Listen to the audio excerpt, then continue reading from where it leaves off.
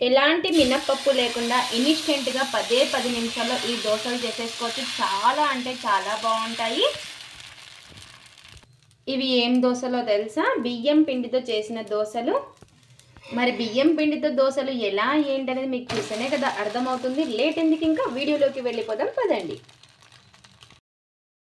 ముందుగా ఒక బౌల్ అయితే తీసుకొని అందులోకి ఒక కప్పు బియ్యం పిండి అయితే వేసుకోవాలి. మీరు ఎంత అనేది దాన్ని బట్టి మీరు తీసుకోండి. ఇక్కడ వచ్చేసి పొడి బియ్యం పిండి అయితే తీసుకుంటున్నాను, ఒక కప్పు. ఏ కప్పుతో బియ్యం పిండి తీసుకున్నామో అదే కప్పుతో హాఫ్ కప్పు గోధుమ రవ్వ అయితే తీసుకోవాలి. ఈ ప్లేస్లో మీరు బొంబాయి రవ్వ అయినా తీసుకోవచ్చు. నేను వచ్చేసి గోధుమ రవ్వ తీసుకుంటున్నాను, హెల్దీ అని చెప్పేసి. ఇలా ఒక హాఫ్ కప్పు గోధుమ రవ్వ కూడా వేసుకోవాలి. ఇందులోకి ఒక స్పూన్ అంతా, పెద్ద స్పూన్ ఇది, ఒక స్పూన్ అంతా శనగపిండి అయితే వేసుకోవాలి. ఇలా ఇవి మూడు కూడా బాగా కలిసేలాగా కలిపేసుకుందాము. ఒకవేళ మీరు కొంచెం తీసుకుంటున్నట్లయితే మిక్సీ జార్లో వేసేసుకోవచ్చు ఒకేసారి అంతా కూడాను.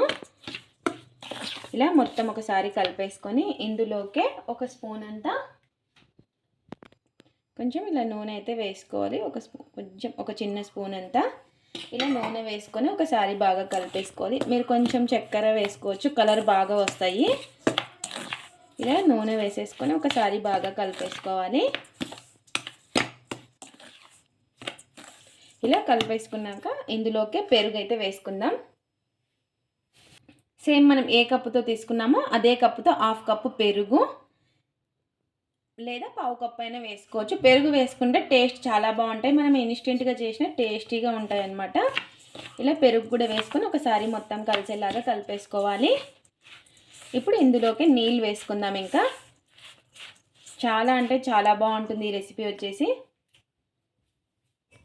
ఇందులోకి ఒక కప్ అంతా నీళ్ళు అయితే వేసుకుందాము.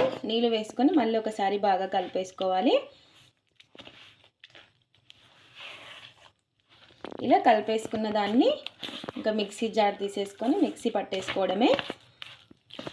ఇలా ఈ విధంగా కలిపేసుకోవాలి అంతా కూడాను. ఇలా కలిపేసుకున్న దాన్ని ఇప్పుడు మిక్సీ జార్లోకి అయితే వేసేసుకుందాము. ఇలా మిక్సీ జార్ అయితే తీసేసుకొని ఇందులో ఎంతైతే పడుతుందో అంత వేసుకొని కొంచెం నీళ్ళు అయితే వేసుకోవాలి. కొంచెం గట్టిగా ఉంది కదా, మనకు వచ్చేసి 1.5 కప్పుల నీళ్ళు అయితే పడతాయి అన్నమాట మొత్తానికి. ఇలా వేసుకొని కొంచెం నీళ్ళు అయితే వేసుకోవాలి. ఇలా నీళ్ళు అనేది వేసుకొని ఇప్పుడు మెత్తగా మిక్సీ అయితే పట్టేసుకుందాం. ఇలా ఇంకా మిక్సీ పట్టేసుకున్న దాన్ని ఒక బౌల్లోకి అయితే వేసుకుందాము. చూసారు కదా, ఈ విధంగా మిక్సీ అయితే పట్టేసుకోవాలి. ఇలా మిగతాది కూడా ఇంకా కొంచెం అయితే ఉంది కదా, అది కూడా పట్టేసుకుందాం. ఇలా నీళ్ళు అనేది వేసుకొని ఇలా ఇంకా మిగతాది కూడా పట్టేసుకోవాలి అంతా కూడాను. ఇలా మొత్తం కూడా ఒకసారి బాగా కలిపేసుకుందాం. మీకు ఒకవేళ నీళ్ళు ఏమైనా తక్కువ అనిపిస్తే కొంచెం వేసుకోవచ్చు. నాకైతే కొంచెం తక్కువ అనిపించింది. ఇలా నీళ్ళు వేసుకొని ఒకసారి బాగా కలిపేసుకుంటున్నాను. ఇలా కలిపేసుకున్నాక ఒక 10 నిమిషాలు అయితే పక్కన పెట్టేసుకుందాం. ఎందుకంటే మనం రవ్వ అలాగే వేసుకొని మిక్సీ పట్టుకున్నాం కదా, ఆ లోపు రవ్వ కూడా మనకి నానిపోతుంది. ఇప్పుడు ఈ లోపు ఇందులోకి చట్నీ అయితే చేసేసుకుందాం. ఇంకా చూసారు కదా, ఈ విధంగా ఉండాలి మనకు దోశ బ్యాటర్ లాగా. ఇప్పుడు ఇందులోకి చట్నీ అయితే చేసేసుకుందాం. ఇంకా ముందుగా ఇక్కడ వచ్చేసి పెన్నం అయితే పెట్టేసుకొని పల్లీలు అయితే వేసుకోవాలి. నేను ఇక్కడ వచ్చేసి పల్లీ చట్నీ అయితే చేస్తున్నాను. ఈ పల్లీల్ని సిమ్లో పెట్టుకొని వేయించుకోవాలి. హైలో పెట్టేసుకొని చేసుకుంటే టేస్ట్ అనేది అంతగా ఉండదు. ఇలా సిమ్లో పెట్టేసుకొని వేయించేసుకుందాము. ఇలా పల్లీలు వేగిన తర్వాత తీసి ప్లేట్లో అయితే పెట్టేసుకుందాము. ఇప్పుడు నెక్స్ట్ ఒక కడాయి అయితే పెట్టేసుకొని అందులోకి చిన్నగా కట్ చేసి పెట్టుకున్న ఆనియన్ ముక్కలు, కొంచెం నూనె అయితే వేసుకొని ఈ ఆనియన్ ముక్కల్ని మగ్గించుకోవాలి. ఇలా కొద్దిగా నూనె అనేది వేసేసుకొని వీటిని మగ్గించుకుందాము. ఇలా ఉల్లిపాయ ముక్కలు బాగా మగ్గిన తర్వాత గ్యాస్ అయితే ఆఫ్ చేసుకొని చల్లారిన తర్వాత మిక్సీ పట్టేసుకోవడమే. ఇంకా ఇక్కడ మిక్సీ జార్ అయితే తీసేసుకొని వేయించుకున్న పల్లీలు, అలాగే ఆనియన్ ముక్కలు,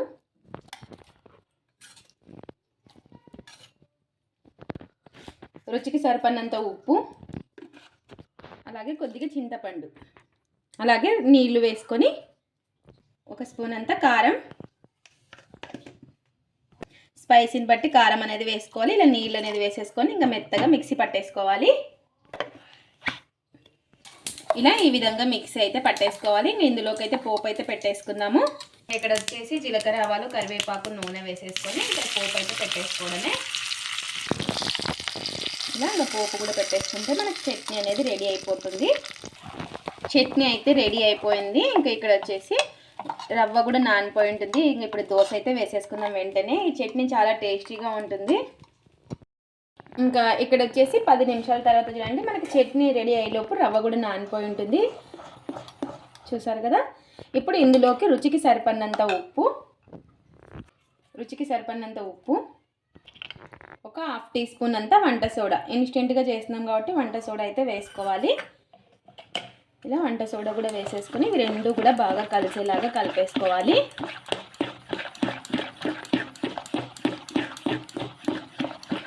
ఇలా మొత్తం కలిసేలాగా కలిపేసుకొని ఇంకా దోశ వేసేసుకోవడమే. చూసారు కదా మనకి బ్యాటర్ వచ్చేసి ఈ విధంగా ఉండాలి. మీకు వాటర్ ఏమైనా తక్కువ అనిపిస్తే వేసుకోవచ్చు. ఇక్కడ వచ్చేసి పెన్నం అయితే వేడెక్కింది. పెన్నం వేడెక్కిన తర్వాత వేసుకునే ముందు పిండిని ఒకసారి మళ్ళీ బాగా కలిపేసుకొని ఇంకా దోశ వేసుకోవడమే. బాగా వేడెక్కిన తర్వాతే హైలో పెట్టేసుకొని వేసుకోవాలి. ఇలా కొంచెం స్ప్రెడ్ చేసేసుకోవాలి, మరీ ఎక్కువ చేసుకోకూడదు. ఇక్కడ వచ్చేసి నేను చిన్నగా సెట్ దోశలాగా వేస్తున్నాను.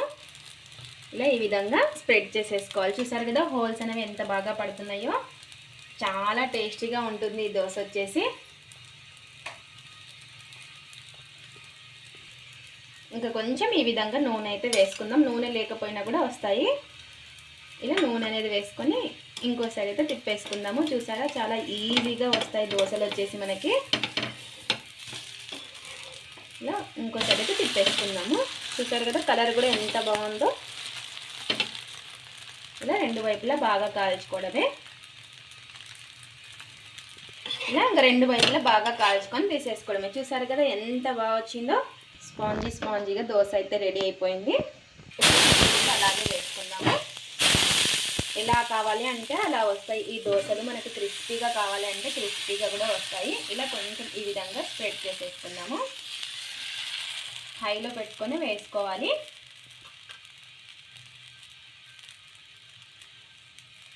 పైన కొంచెం నూనె అయితే వేసేసుకొని ఇంకో సైడ్ అయితే తిప్పేసుకుందాము. చూసారా మనకి ఎంత ఈజీగా వస్తున్నాయో. ఇలా రెండు వైపులా బాగా కాల్చుకొని తీసేసుకోవడమే. ఇలా రెండు వైపులా బాగా కాల్చుకొని తీసేసుకోవడమే.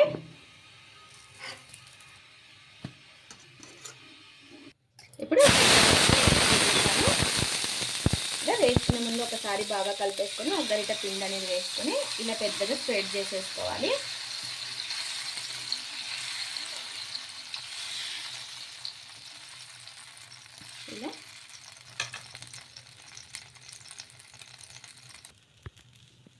ఇలా కొంచెం నూనె అనేది వేసేసుకున్నాం పైన.